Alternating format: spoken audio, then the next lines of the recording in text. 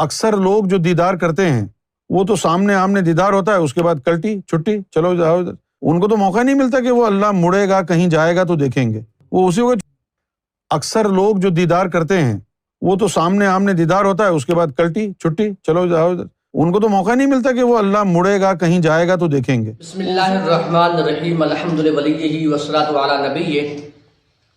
محمد المصطفیٰ و آلہ و اصحاب المتعدبین بآداب، اما بعد۔ معزز سامعین، سید یونس گوہر نے ایک اور بات کی۔ سب سے پہلی بات ان کا یہ عقیدہ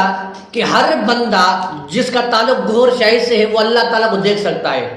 کوئی بندہ بھی نہیں دیکھ سکتا۔ یہ ایک گھٹیا اور بھونڈی بات ہے، کوئی بھی بندہ اللہ تعالیٰ کو نہیں دیکھ سکتا۔ جب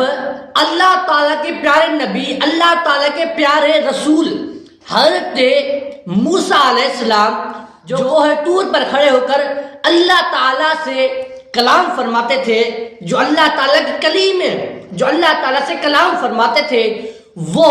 اللہ تعالیٰ کی ذاتی نہیں بلکہ اللہ تعالیٰ کی صفاتی تجلی کو دیکھ کر،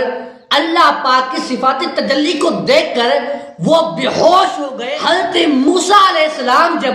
اللہ تعالیٰ کی صفاتی تجلی کو دیکھنے کی طاقت نہیں رکھتے تو گوہر شاہی کے تمام مریدین یا مقلدین، گوہر شاہی یا اس کے چیلے، ان کو کس نے طاقت دی کہ وہ اللہ تعالیٰ کو دیکھ سکے؟ کسی بندے کے پاس طاقت نہیں کہ وہ اللہ تعالیٰ کو دیکھ سکے سوائے حضرت محمد مصطفیٰ احمد مجتبیٰ صلی اللہ علیہ وآلہ وسلم۔ حضرت محمد مصطفیٰ احمد مجتبیٰ صلی اللہ علیہ وآلہ وسلم کے بعد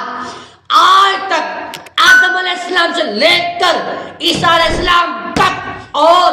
ہر نبی کی امت، ایون کہ حضرت محمد مصطفیٰ یعنی ہمارے نبی کی امت، کسی کے اندر اتنی طاقت نہیں کہ وہ اللہ تعالیٰ کا دیدار کر سکے۔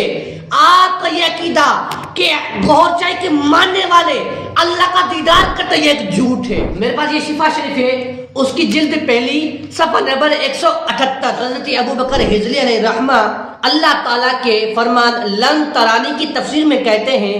فرماتے ہیں کہ مطلب یہ ہے کہ کسی بشر کو یہ طاقت نہیں، دنیا میں کسی بشر کو یہ طاقت نہیں کہ وہ میری طرف نظر بھر کے دیکھے۔ جو بھی میری نظر کرے گا، جو بھی بندہ، جو بھی بشر میری طرف نظر کرے گا وہ مر جائے گا، وہ مر جائے گا۔ اور یہاں پر بعض علماء سلف صالحین اور متاخرین کو اس کے یہ معنی بیان کرتے ہوئے دیکھا کہ اللہ تعالیٰ کی رؤیت دنیا میں اس لیے ممتنع ہے کہ دنیا والوں کی ترکیب اور ان کی اقوامی اعضاء کمزور ہیں، اتنے طاقتور نہیں کہ وہ اللہ تعالیٰ کو دیکھ سکے، ان کے اعضاء کمزور ہیں، آفتوں اور فنا کے حوالے سے، یعنی خوشیاں اور غمیوں کے حوالے سے وہ متغیر ہوتے رہتے ہیں، بدلتے رہتے ہیں، بس وہ دیکھنے کی طاقت نہیں رکھتے۔ کوئی بھی بندہ اللہ تعالیٰ کو دیکھنے کی طاقت نہیں رکھتا۔ لیکن بات آتی ہے آخرت کی کہ لوگ اللہ تعالیٰ کو کیسے دیکھیں گے، تو فرمایا وہاں پر ترکیب دوسری ہوگی۔